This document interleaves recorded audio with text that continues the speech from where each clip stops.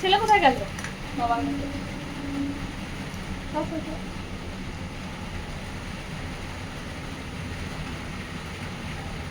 তেল দেওয়া হচ্ছে একদমই হালকা, কড়াইটাকে লাগিয়ে নেওয়ার জন্য। অন্য একদমই হালকা তেল দিয়ে কড়াইটা খুব ভালো।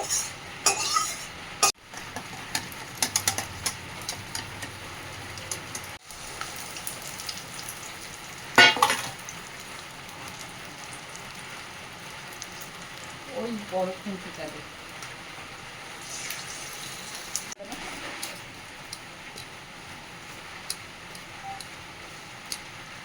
তো সুন্দর রুটির সেটে একদম পুরো ডিমটা হয়ে গেছে, দুর্ধর্ষ লাগছে।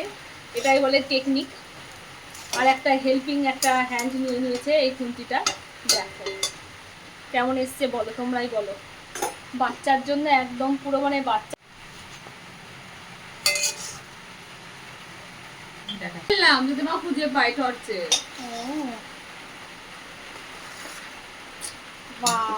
দিয়ে দাও সর পেছনটাও দিয়ে দাও।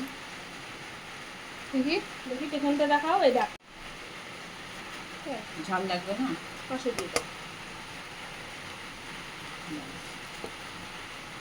না আমার করে খেয়ে নেবে, ভেতরে দিয়ে আমি ইয়ে করে দাও, আমি করে খাবো।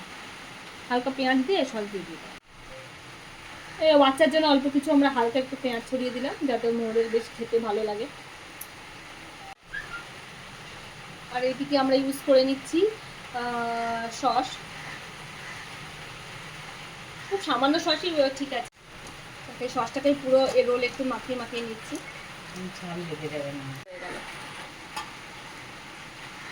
দেখো বাচ্চাদের টিফিনেও এর পাশে একটুখানি সস দিলে বাচ্চাদের অভ্যাস একটু হাত দিয়ে চেটে চেটে খাওয়া। ওর জন্যে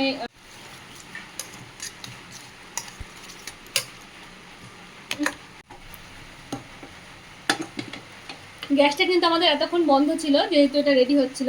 নাহলে কড়াইটা তেতে গেলে পরে সমস্ত এগুলো জ্বলে যেত দেওয়ার সাথে সাথে। আর এখন আবার গ্যাসটা আমরা অন করে নিয়ে দেখো, এটা যেহেতু আমাদের সেহেতু একটু বেশি তেল দিলাম। যেটা সত্যি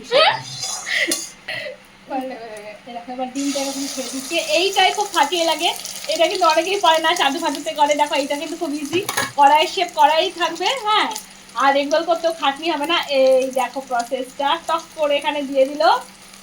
দেখো আর এরকম হাত দিয়ে শুধু চাপতে হবে। আর বলে দাও তো গ্যাসের ওই ওভেনটা মানে সরি এই এটা হাই থাকবে না লোতে থাকবে, এটা বলো।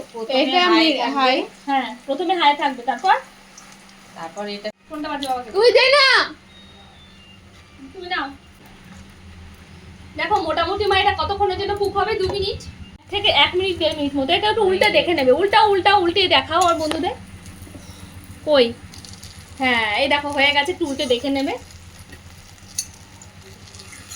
এই যে ইয়েস, এটা একটু বেশি কুকড হয়ে গেছে মনে হচ্ছে আমার, তাই না? আর একটু